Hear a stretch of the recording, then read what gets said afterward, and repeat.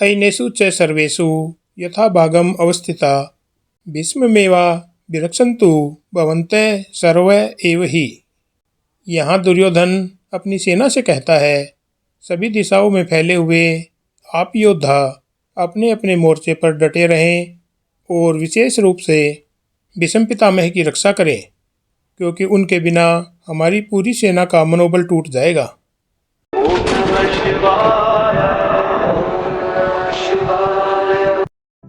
मेरे सनातनी भाइयों और बहनों, आप सबको मेरा नमस्कार। हम श्रीमद् भगवद गीता के श्लोक दर श्लोक का अध्ययन कर रहे हैं। आज हम पहले अध्याय के 11वें श्लोक का अध्ययन कर रहे हैं, जिसमें दुर्योधन अपनी सेना से भीष्म पितामह की रक्षा के लिए बोलते हैं। दुर्योधन के शब्दों में शक्ति है पर मन में भय है।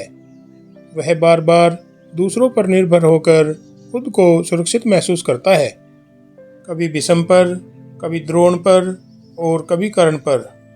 यह वही मनोवृत्ति है जो आज भी हमारे भीतर है। जब हम कहते हैं अगर वो मेरे साथ है तो मैं जीत जाऊंगा, या अगर मेरे पास पैसा है, लोग हैं, तो डरने की क्या बात। पर गीता सिखाती है, जिसका विश्वास व्यक्ति पर है वह हारेगा, जिसका विश्वास धर्म पर है वह जीतेगा।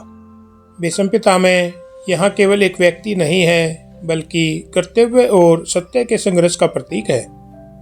उन्होंने प्रतिज्ञा की थी कि हस्तिनापुर के सिंहासन की रक्षा करेंगे, परंतु जब सिंहासन पर अधर्म बैठा तो वे कर्तव्य और धर्म के बीच बट गए।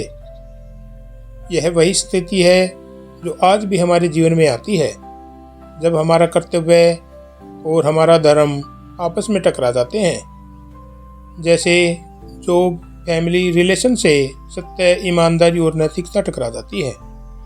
भीष्म ने कर्तव्य चुना, धर्म खोया, और इसी कारण वे धर्मात्मा होकर भी अधर्मी पक्ष में खड़े थे। गीता हमें यहाँ सिखाती है, कर्तव्य का पालन तब तक ही धर्म है जब तक वह सत्य के विरोध में ना हो। दुर्योधन कहता है भीष्म की रक्षा करो, पर कृष्ण कहते हैं धर्म की रक्षा करो। यह दो दृष्टिकोण का टकराव है। एक है अहंकार का दृष्टिकोण जो व्यक्ति की रक्षा चाहता है, दूसरा है ज्ञान का दृष्टिकोण जो सत्य की रक्षा चाहता है। यही अंतर कौरव और पांडव को अलग करता है। इस श्लोक का मनोवैज्ञानिक अर्थ है, प्रत्येक व्यक्ति के भीतर भीष्म और दुर्योधन दोनों रहते हैं। भीष्म वह भाग है जो कर्तव्यनिष्ठ है, पर कभी कभी भावनाओं से बंधा होता है। दुर्योधन वह भाग है जो अहंकार में जीता है, पर भीतर असुरक्षित होता है। यह श्लोक कहता है, जब तुम अपने भीतर के भीष्म को, अर्थात विवेक बुद्धि को भय और अहंकार के आदेशों से बांध लेते हो, तो तुम्हारे जीवन का युद्ध हारना तय है। इस श्लोक का आधुनिक संदर्भ है, आज का मनुष्य भी दुर्योधन की तरह बाहरी सुरक्षा पर निर्भर है। कंपनी की नौकरी, सोशल स्टेटस, बैंक बैलेंस, रिश्ते आदि। पर जब जीवन का असली युद्ध यानी कठिन समय आता है, तो यह सब भीष्म की तरह मौन हो जाते हैं। सत्य तो यह है, आपकी रक्षा आपकी नीति, आपकी निष्ठा और आपका सत्य करता है, न कि आपके आसपास के लोग। इसलिए गीता सिखाती है, भीष्म के नहीं, धर्म की रक्षा करो। दुर्योधन के शब्द युद्ध की घोषणा नहीं थे, बल्कि उसके भय की स्वीकारोक्ति थी।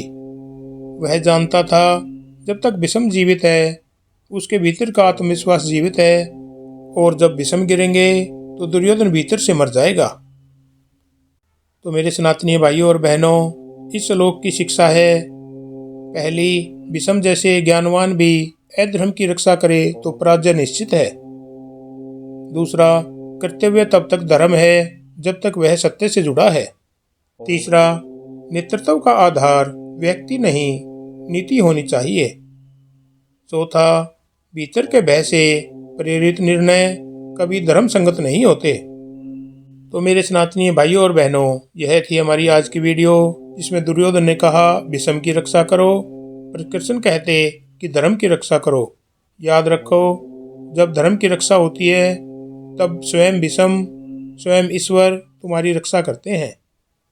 तो मेरे सनातनी भाइयों और बहनों, यह थी हमारी आज की वीडियो। अगर पसंद आई हो तो लाइक और शेयर करें, कमेंट में जय श्री कृष्णा लिखें। इसी के साथ हर हर महादेव, ओम शिव शक्ति नमः। सनातन धर्म की जय हो।